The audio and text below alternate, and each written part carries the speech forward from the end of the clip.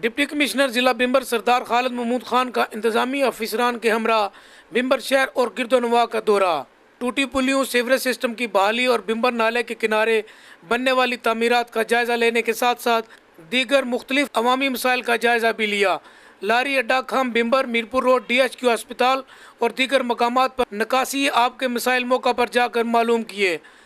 Deputy commissioner بمبر سردار خالد محمود خان نے ہمراہ ضلعی انتظامیہ مجاہد سینٹر تا ہاؤسنگ اسکیم سیرلا نالہ بمبر کا جائزہ بھی لیا اور نالہ کے بہاؤ کی گنجائش دیکھی۔ انہوں نے اس موقع پر ضلعی انتظامیہ کو ہدایات جاری کی کہ لاری اڈہ بمبر میں فوری طور پر مسافروں کے بیٹھنے کے لیے خوبصورت کرسیاں اور شیڈ قائم کیے جائیں اور نکاسی آب کے تمام منصوبہ جات مکمل کر کے انہیں فوری رپورٹ کی جائے۔